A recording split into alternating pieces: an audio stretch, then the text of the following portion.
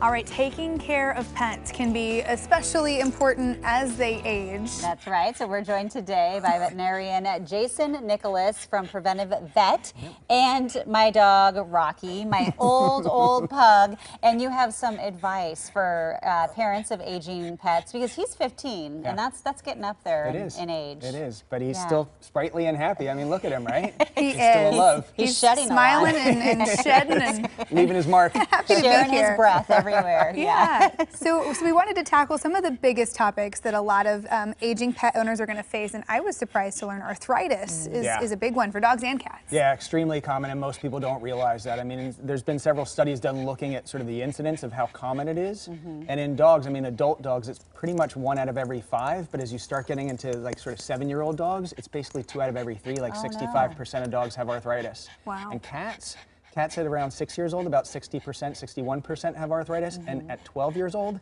90%. So basically, if you have a cat that's 12 years old, they have arthritis. They will have arthritis. And is there anything you can do for them? Because we have stairs, and I know he seems terrified of them now all of a sudden. So I don't know if that is something to do with his joints. And part of it could be vision loss, but also definitely joints. I mean, if you've got wood stairs, as a lot of us do here in the Pacific Northwest, putting on little non-slip stair treads. There's little boots or socks that dogs can use.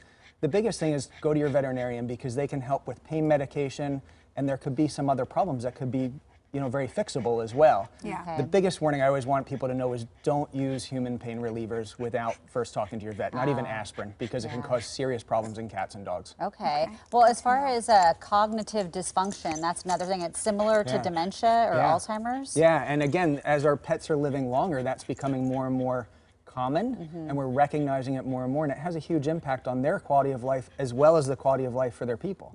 So it starts to look like changes in their sleep-wake cycle. So if they're pacing around at night, if they're disoriented, if they're standing in the corner, if they're going off their food, losing their house training.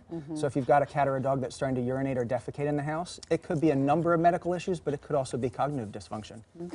Okay, something to keep in mind. Yeah, I think, Rocky. you know, all of that, whether your pet's starting to have some medical problems or not, it just becomes more important, right? To really check in with your vets the older they get. So much changes in pets over a year, even 6 months. So we really tend to recommend checkups with your vet regularly every 6 months, sometimes even more frequently, depending on if your pet has a chronic condition like arthritis or diabetes or things of that nature.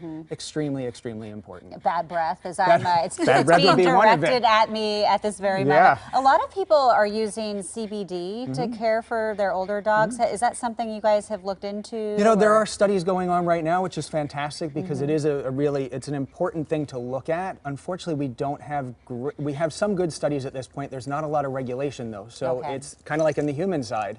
You might not be getting what you're buying, and they might actually have THC, which could be dangerous for some pets. So word of caution, talk with your vet, do your research, and watch this space, really, is the thing with CBD. Absolutely. All right, Dr. Jason, we appreciate all the advice, and thank you, Rocky, Yeah, for being Rocky. a good guest as well. He was a champ. He's got us covered in fur now. Hey, if you want more advice from Dr. Jason, you can check out this story. We've got a link to Preventive Vet at coin.com.